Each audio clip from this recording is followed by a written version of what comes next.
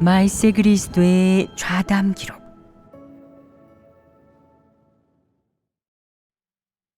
하나님의 주제를 어떻게 알아야 하는가? 하나님의 주제를 알아가는 것, 이는 매우 깊은 공과이다. 영적인 이해력이 있어야 할 뿐만 아니라 많은 진리도 깨달아야 비로소 하나님이 모든 것을 주재함을 볼 수 있다. 하나님을 알아감에 있어 많은 경우에 사람은 안목이 좁아 늘 눈앞만 본다. 늘 옳고 그름, 시비, 흙과 백의 관점에 따라 혹은 사람의 관념과 상상에 따라 하나님을 가늠하며 하나님이 이렇게 저렇게 한 것이 옳지 않다고 말을 한다. 그럼 무엇이 옳은 것이냐? 하나님이 한 것이라면 모두 옳다. 하나님이 사람을 멸하는 것이 옳으냐? 하나님이 한 종족을 일으켜 번창하게 하였는데 너는 그 종족이 번창해서는 안 된다고 생각했다. 그 종족은 어째서 번창하게 된 것일까? 유대인이 그렇게 하나님을 대적했기에 사람의 관점에서는 일단 하나님이 노하고 저주하면 그들을 완전히 멸해야 마땅하겠지만 이것은 사람의 관념과 상상이다. 하나님은 저주하고 징벌한 후 그 민족을 살아남게 하였고 그들에게 그들의 뿌리를 남겨두고 세계 각국으로 흩어졌다가 마지막에는 나라를 되찾게 될 것이라고 약속하였다. 하나님의 약속은 변할 수 없으며 그들을 징벌한다는 그 말도 이루어져야 한다. 하나님의 주제는 이렇게 기묘하다. 옳고 그름과 시비의 관점에서 본다면 너는 하나님의 사역과 직면한 일들을 받아들이지 못할 것이다. 그렇게 하는 것이 하나님의 사역 같지 않고 너의 관념과 상상에 부합하지 않기 때문에 내가 받아들이지 못하는 것이다. 내가 받아들이지 못한다면 진리로 삼아 순종할 수 있겠느냐? 그건 불가능하다. 사람은 왜 받아들이지 못하는 것이냐? 그것은 사람의 관념으로 초래된 것이다. 그것은 사람의 머리로 인식할 수 있고 사람이 볼 수 있는 하나님의 행사, 그리고 사람이 이해할 수 있는 진리는 한정적이라는 것이다. 이러한 한정적인 것을 어떻게 타파해야 진정으로 하나님을 알게 되겠느냐? 내가 하나님으로부터 받아들여야 하고 꿰뚫어 볼 수 없는 일이 닥치면 섣불리 정의 내리지 말아야 하며 해결 못하는 문제가 있어도 맹목적으로 판단을 내려서는 안 된다. 이것이 사람이 가장 먼저 갖춰야 하는 이성이다. 만약 내가 그건 하나님께서 하신 게 아니에요. 하나님께서는 그렇게 하실 리가 없어요. 라고 말한다면 이는 비이성적인 것이다. 내가 무엇을 꿰뚫어 볼 수 있느냐? 내가 감히 하나님을 대신해 판단을 내린다면 너의 이런 행위는 지나치게 비이성적이다. 하나님이 반드시 너의 생각과 상상의 범주 내에서 일을 하는 것은 아니다. 하나님은 지극히 위대하고 지극히 예측하기 어렵고 지극히 심오하고 지극히 기묘하며 또한 하나님은 지극히 지혜롭다. 왜 지극히라는 말을 쓰겠느냐? 바로 사람은 하나님을 측량할 수 없기 때문이다. 너는 피조물이니 하나님을 온전히 측량할 생각은 하지 마라. 내 마음속에 이런 생각이 없어져야 약간 이성적이 된다. 하나님을 규정하려 하지 마라. 내가 하나님을 규정하지 않아야 이성적인 것이다. 많은 사람들이 늘 하나님을 규정하며 하나님이라면 마땅히 이렇게 해야 해요. 하나님께서는 절대로 그렇게 하지 않으시고 이렇게 하셔요. 이렇게 한 것은 절대적으로 하나님께서 하신 것이고 그렇게 한 것은 절대로 하나님께서 하신 것이 아니에요. 라고 말한다. 절대라는 단어를 덧붙였는데 어떠하냐. 내가 하나님이 지극히 기묘하고 지혜롭다고 한 후 또 하나님은 절대로 그렇게 하지 않는다고 말했는데 이는 모순되지 않느냐. 이는 진실한 인식이 아니다. 늘 자신의 관점을 고수하고 하나님을 규정하는 것은 지나치게 비이성적인 것이다. 하나님이 마지막 이 단계의 사역을 할 때 어느 누구도 하나님이 중국에 나타나 사역하리라고는 예상하지 못했다. 내가 예상하지 못했다는 것은 내 마음속에 있는 관념과 상상, 그리고 생각의 제한 때문이 아니겠느냐. 너는 미국, 영국 또는 이스라엘 등 나라는 모두 가능하다고 생각했을지 모르지만 결코 하나님이 중국에서 사역할 것이라고는 예상하지 못했다. 이를 상상할 수 없는 일이라 생각한 것이다. 이는 사람의 관념과 상상을 뛰어넘은 일이지만 하나님은 바로 중국에서 사역을 시작함으로써 그의 마지막 단계에 가장 중요한 사역을 일으켰다. 이는 너무나 사람의 관념에 부합하지 않는 일이다. 그렇다면 이 일을 통해 너는 무엇을 배웠느냐? 하나님의 사역은 사람의 관념에 부합하지 않으며 기묘하고 측량하기 어렵다는 점을 배웠습니다. 하나님의 사역은 사람의 상상을 초월하며 기묘하고 측량하기 어려우며 지혜롭고 심오해서 헤아릴 수 없다. 이것이 바로 사람의 언어로 하나님의 소유와 어떠함, 하나님의 성품, 하나님의 본질을 형용한 것인데 이성적이라고 할 수 있다. 하나님이 한 사람의 관념에 부합하지 않는 이러한 일들을 통해 사람은 하나님의 사역이 기묘하고 측량하기 어려우며 사람의 관념에 부합하지 않는다는 이런 말들로 총정리를 한 것이다. 이 일을 통해 사람은 또 어떤 공과를 배웠느냐? 사람이 원래 가지고 있던 관념과 상상이 모두 뒤집어진 것이다. 그렇다면 그런 관념들은 어떻게 생긴 것이냐? 바로 내가 본 것에 근거한 것이다.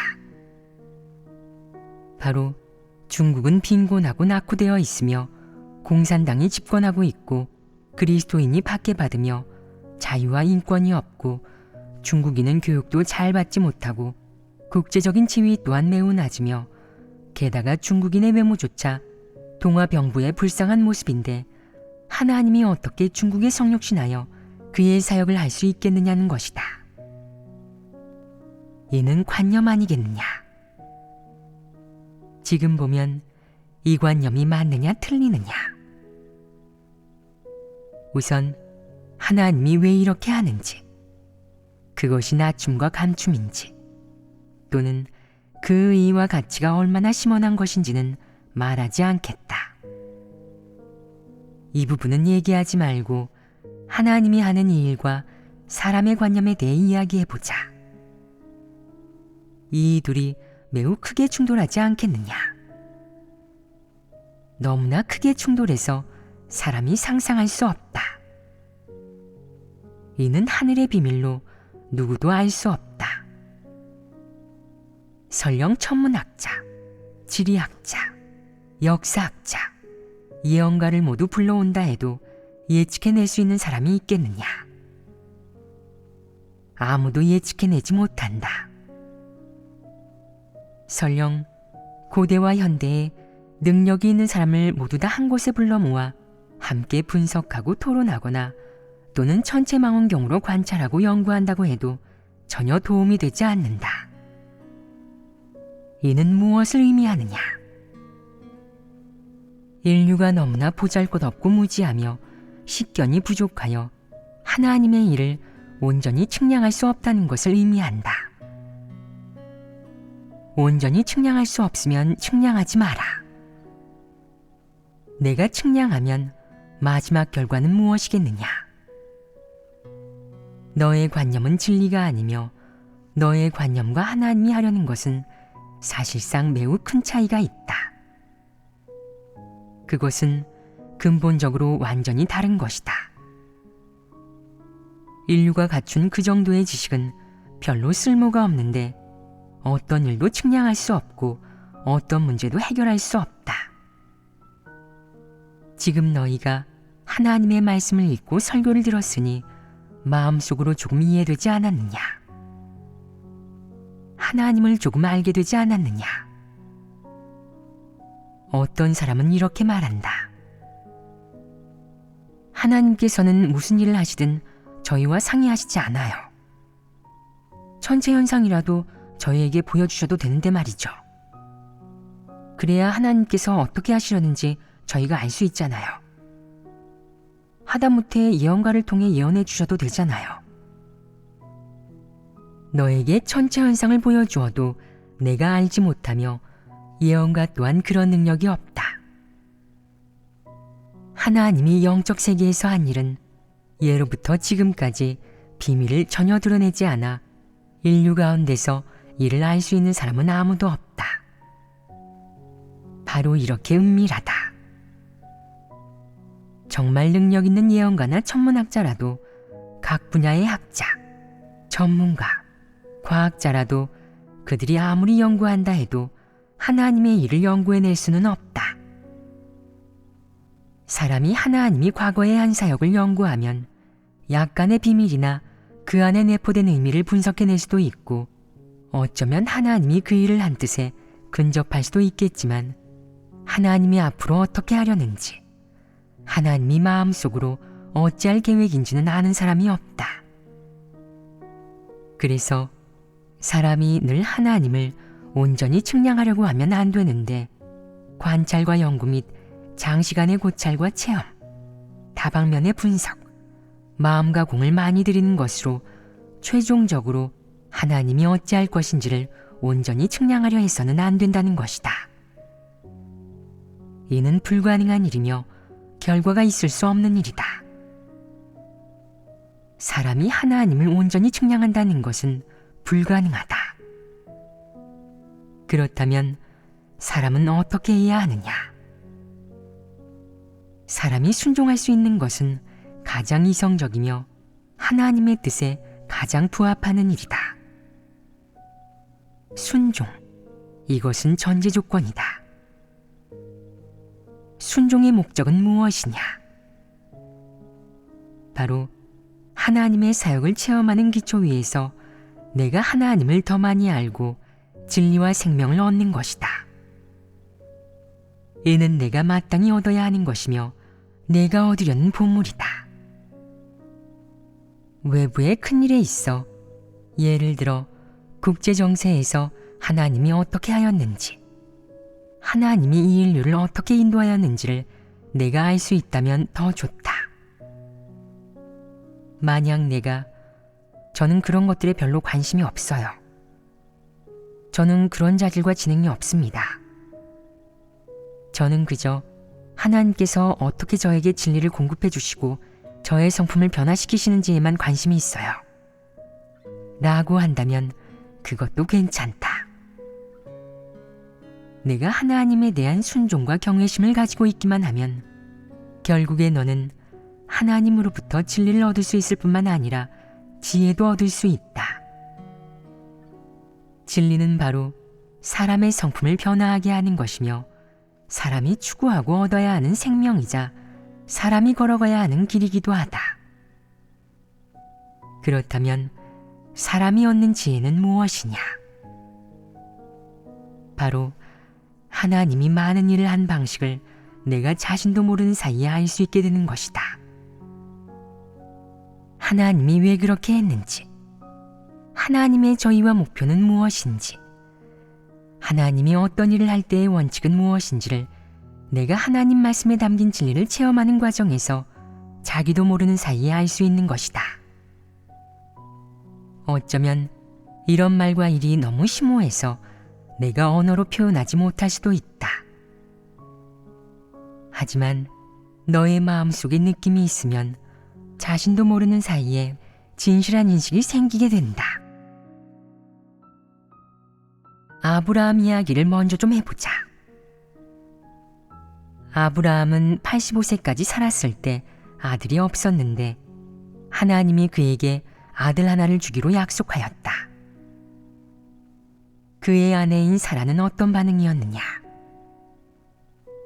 그녀는 마음속으로 내가 이미 늙어 아기를 낳지 못하는데 어떻게 아들을 낳을 수 있지? 라고 생각했다. 이는 사람의 관념 아니겠느냐? 그녀는 사람의 관념으로 하나님이 하는 일을 가늠했기 때문에 의심하며 그것이 불가능하다고 생각했다. 그런 다음 그녀는 어떤 방법을 취했느냐? 그녀는 하녀 하갈을 아브라함의 첩으로 들였다. 말해보아라. 그녀가 한 일을 하나님이 보았느냐 못 보았느냐? 하나님은 알고 있었다. 다음 해에 하갈은 아들 이스마엘을 낳았다. 아브라함이 99세 때 여호와 하나님이 그에게 나타나 다음해 이맘때에 사라가 그의 아들을 낳을 것이며 또한 가나안 전 지역을 그와 그의 후손에게 영원히 기업으로 줄 것을 약속하였다. 다음 해에 사라는 아들 이삭을 낳았다. 이삭은 여주인이 낳았기 때문에 기업을 얻을 아들이었지만 이스마엘은 하녀가 낳은 아이여서 기업을 얻을 수 없었다. 훗날 하갈과 이스마엘이 쫓겨났는데 하갈은 이스마엘을 데리고 사막지대로 갔다. 사막에서 물도 없고 먹을 것도 없어 죽음에 직면하게 되자 하갈은 여호와 하나님에게 기도했다. 제가 살 길이 없습니다. 하지만 저는 아이가 있어요. 저는 살고 싶습니다. 그러자 여호와 하나님이 사자를 보내 마실 물을 주었는데 그리하여 그들은 살아남게 되었다. 훗날 사막은 그들의 생존의 땅이 되었고 그들은 그곳에서 뿌리를 내리고 후손이 번성하였는데 그들이 바로 지금의 중동 사람과 아랍 사람이다. 지금 내가 보다시피 하나님의 아름다운 뜻이 있었기에 하나님이 그 일을 허락한 것이다. 이는 외부 세계의 대세로 이를 연구하는 사람은 없지만 그렇다고 해서 여기에 하나님의 행사가 없었다는 의미는 아니다. 여기에도 하나님의 행사가 있었다. 이는 누군가 몰래 어떤 일을 했는데 하나님이 보지 못한 것이 아니다. 절대 그런 것이 아니고 여기에 하나님의 아름다운 뜻이 있었던 것이다. 하나님은 세계 정세의 균형을 맞추고 필요할 때 유용하게 쓰일 수 있도록 이스마엘 지파의 생존을 허락하고 약속하였던 것이다. 그들은 가자 지구와 예루살렘을 쟁탈하는 등 줄곧 이스라엘 사람과 영토를 두고 싸워왔다. 너는 이 일에 하나님의 행사가 있음을 보아야 한다. 하나님이 한 일이 사람이 보기에 좋은 일이 아니며 사람은 하나님이 실책했거나 제대로 감시를 못해 사람이 허점을 파고든 것일 수도 있다고 생각한다. 이것이 보통 사람의 머리로 생각할 수 있고 상상할 수 있는 것이다. 사람은 하나님이 졸다가 감시를 못했고 그 결과 하갈이 이스마엘을 낳았는데 하나님이 그들 모자를 불쌍하게 여겨 그들이 사막지대에서 생활하도록 안배했다고 생각한다. 사실이 그러하냐? 하나님은 계획이 있었다. 각 인종의 탄생과 존재, 즉 각 종족과 각기 다른 피부색의 인류는 전체 인류의 균형에 모두 기여를 하는데 구체적으로 어떤 역할을 하는지는 내가 세계 정세를 보면 알 수 있다. 이것이 하나님의 행사 아니겠느냐? 한 인종의 번식 속도가 어떤지, 지구상에 이 인종의 인구가 얼마나 되는지, 그들이 지구상에서 그리고 전체 인류 중에서 어떤 역할을 하는지, 그들이 모두 어떤 일들을 하는지, 그것이 좋은 일이든 나쁜 일이든 다 포함해서 모두 하나님이 주관하고 있다. 나쁜 일이 포함된다는 점에 대해 사람은 나쁜 일은 하나님에게서 비롯될 리가 없으며 모두 사탄이 한 것이라고 여기는데, 사탄 또한 하나님 손안에 있지 않으냐? 어떤 사람은 사탄이 마음대로 하는데 하나님께서 통제하지 못하시는 거죠 라고 말을 한다. 이렇게 해석할 수 있는 것이냐? 만약 이 논리대로 추리하면 틀렸다. 이 일은 논리대로 추리해서는 안 된다. 어떤 일들은 겉으로 보기에는 나쁜 일이고 어떤 일들은 겉으로 보기에는 좋은 일이지만 모두 하나님의 주재하에 있다. 너는 하나님이 좋은 일만 주재하고 나쁜 일은 주재하지 않는다고 말해서는 안 된다. 하나님은 좋은 일과 나쁜 일을 모두 지배하고 다스리며 이 모든 것에는 다 하나님의 아름다운 뜻이 있다. 이것이 바로 진리인데 이를 꿰뚫어 볼 수 있으면 진리를 깨닫게 된다. 만약 내가 나쁜 일을 규정하고 또 나쁜 일의 관점에서 바라본다면 쉽게 하나님을 오해하고 대적하게 되기 때문에 이는 옳지 않다. 하나님이 어떻게 하든 모두 하나님의 아름다운 뜻이 있다. 하나님의 아름다운 뜻이란 무엇이냐? 사람은 눈앞에 발생하는 나쁜 일만 볼 수 있다. 나쁜 일이 생긴 지 10년 또는 20년 후에 어떤 결과가 나타날지 보지 못한다. 심지어 1000년이나 2000년 후에 어떤 일이 생길지, 세계 정세 속에서 그리고 전체 인류 가운데서 그것이 어떠한 위치를 차지할지, 어떤 결정적인 역할을 할지 사람은 이런 것들을 보지 못하지만 이것은 하나님의 주제이다. 세계 정세의 발전과 전체 인류의 발전, 이것이 간단한 일이겠느냐? 어디에서 어떤 일이 생기든 어떤 큰 사건이 터지든 전염병이 생기거나 지진이 일어나든 하나님이 모두 주관하고 있다. 일부 영적인 이해력이 없고 터무니없는 사람들은 이렇게 생각한다. 하나님께서 모든 일을 다 주관하신다면 마귀가 하나님 선민을 탄압하고 학살하며 잔혹하게 박해하는 것도 하나님께서 주관하시는 건가?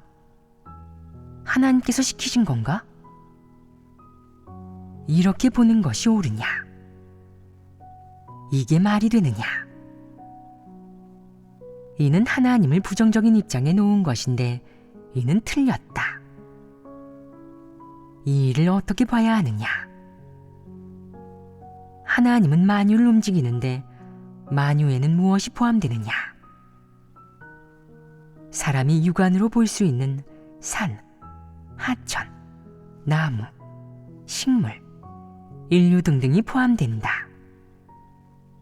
그리고 사람이 육안으로 볼 수 없는 미생물, 나아가 영적 세계의 마귀, 사탄, 각종 생명과 요괴도 포함된다.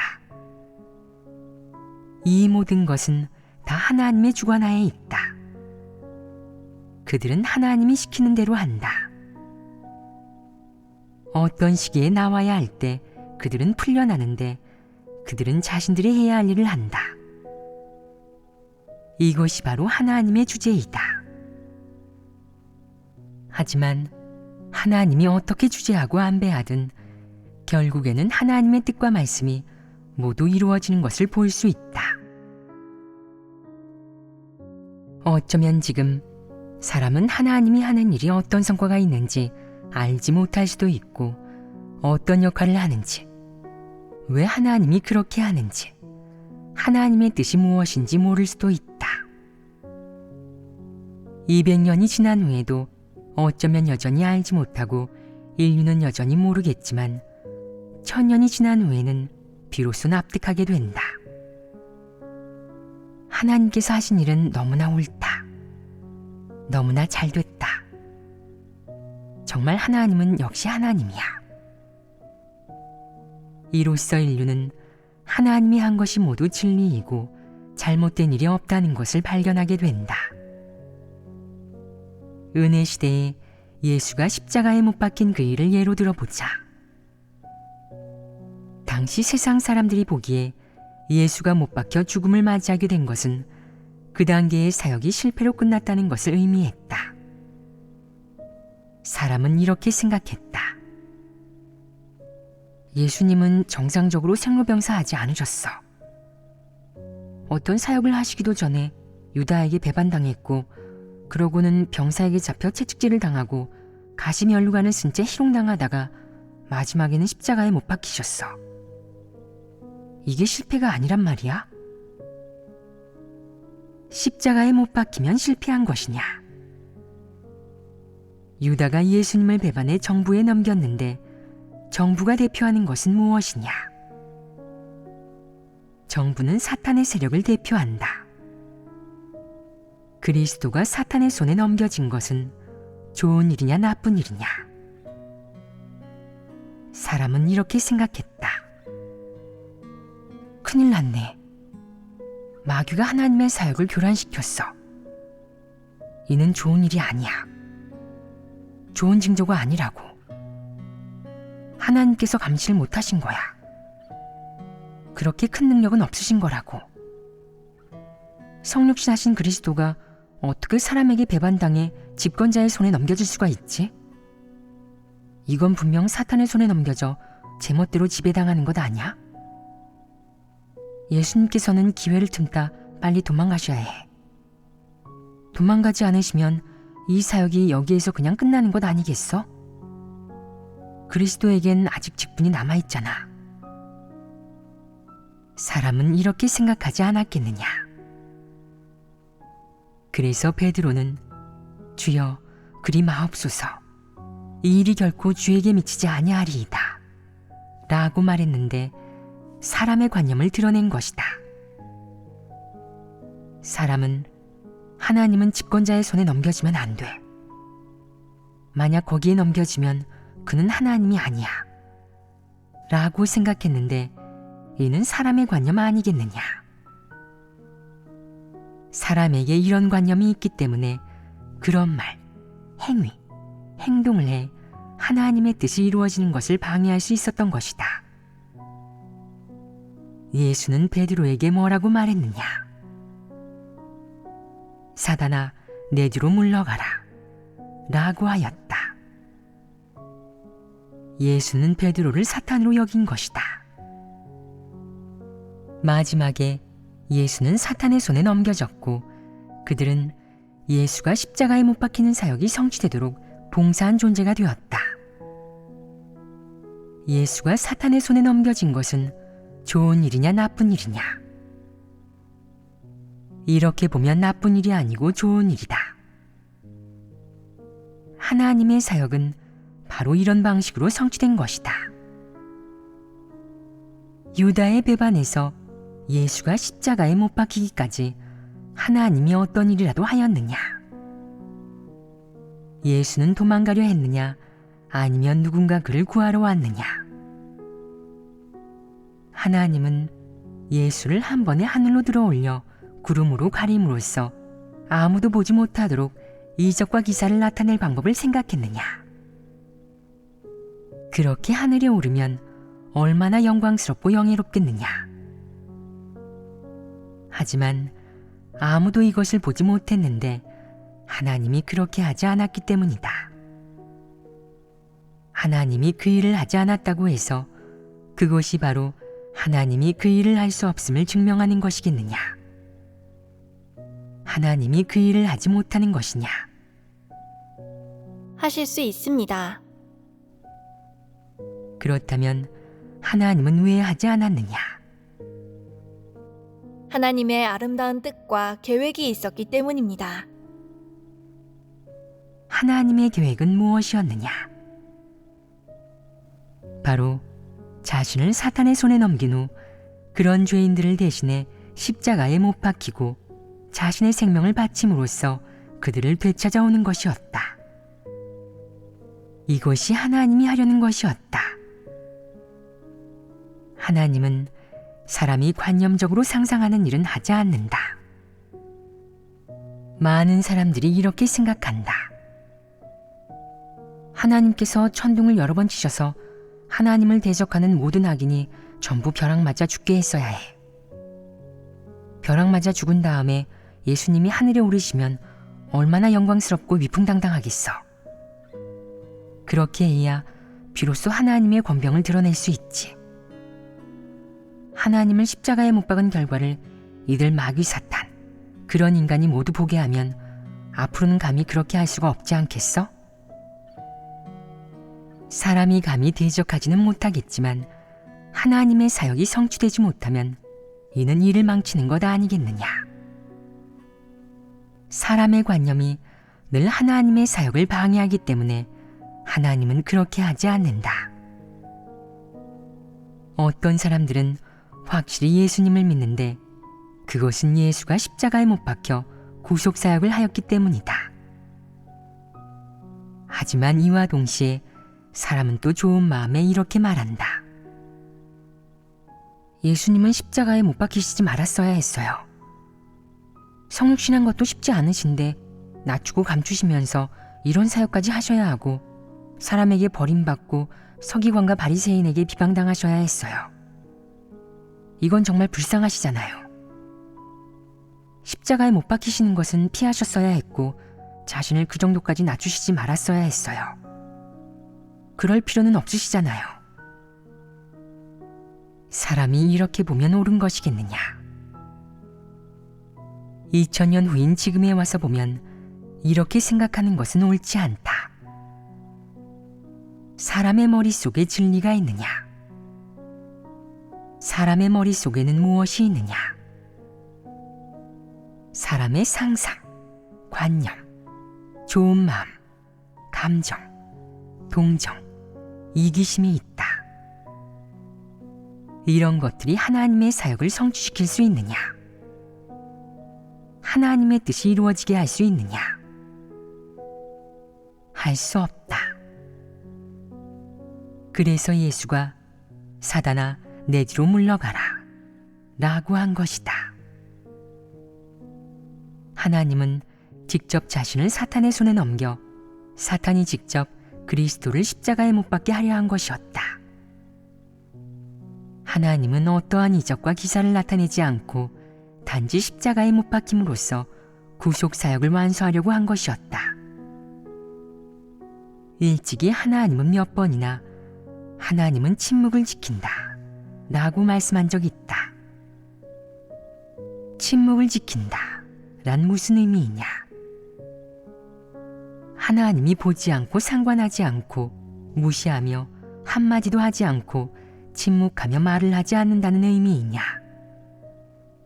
침묵을 지킨다는 의미는 무엇이냐? 여기에 하나님의 뜻, 지, 성품이 담겨 있다. 하나님이 침묵을 지킨다는 것에서 드러나는 하나님의 성품은 무엇이냐? 여기에 하나님의 지혜가 들어있다. 하나님은 그의 경영사역을 완성하려 한다.